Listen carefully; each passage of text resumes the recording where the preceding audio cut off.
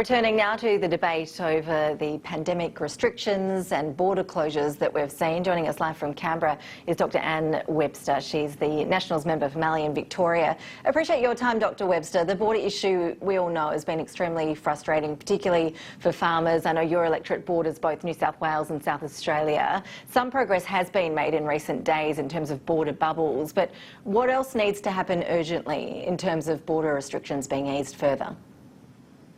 Thanks, Ash, for having me on.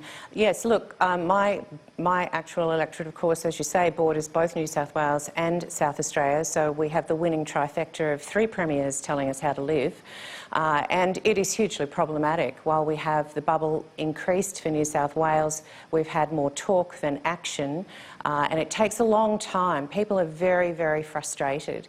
I was talking to Chris Taylor today, who is quite well known now, a farmer from Warraknabeal, and the new border bubbles for New South Wales doesn't assist him at all, and there are many, many other farmers in the same predicament.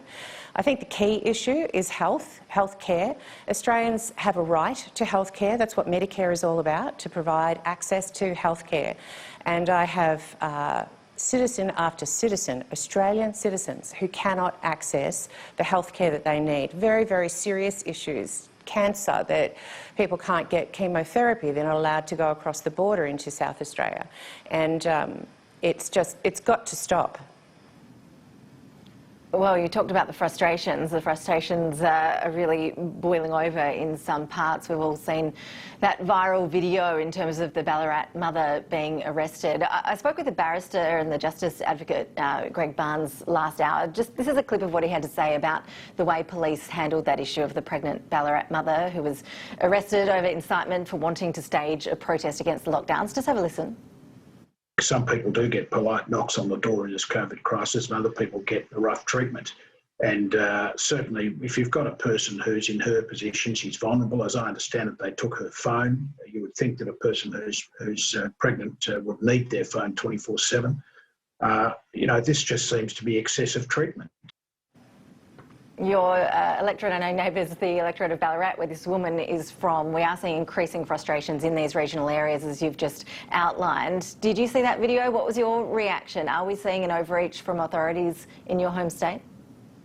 Look, I think it's evidence of the level of frustration that people are feeling, and you know, I think it also is evidence of the frustration with the way the pandemic is being managed in Victoria. I have been a strong advocate from the get-go that tracing, testing and isolating key areas where there is community outbreak is completely appropriate, but to have blanket restrictions over entire areas, for example, my electorate has 3 active cases, 82,000 square kilometres and 3 active cases, and yet people can't access healthcare. They can't go to their farm. They haven't been able to go to school. I mean, the common sense just doesn't seem to be common. And so what are you hoping to see this weekend in terms of the roadmap? Are you expecting to see regional Australians be given a lot more freedom compared to perhaps some of the city residents? I think that regional Australians have done the right thing. That's why we have had 5 months of extremely low numbers, and I think that needs to be rewarded. You know, even before stage 3 was provided for us as a restriction roadmap, people in regional Victoria were doing extremely well, and in fact it was when Melbourne was not controlled so well that people were coming up into the regions and there were issues. So I think what I would like to see Premier Andrews do is to have a very clear lockdown for community outbreaks that is, you know, hopefully reflective of the national hotspot definition, whatever that's going to be. We'll wait and see. And that people can basically get their lives back. Our economy needs it, and people's mental well-being and overall well-being need it.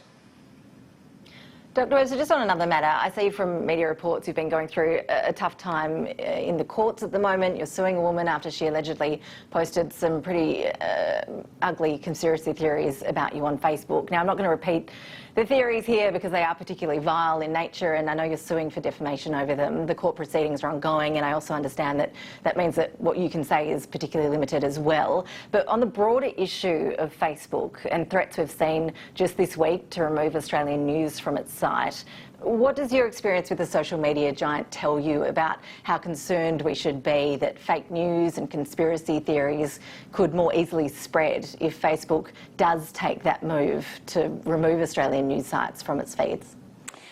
Look, I'm particularly keen on the Attorney-General's approach, which he outlined at the Press Club in November, that the social media platforms need to have some accountability for what is published. I think they do need to be held to account as publishers, and that goes for appropriately paying for news. And, you know, I hope that a negotiated solution will occur for this, because people need to have access to news. Dr. Anne Webster, appreciate you joining us live there in Canberra. Thank you.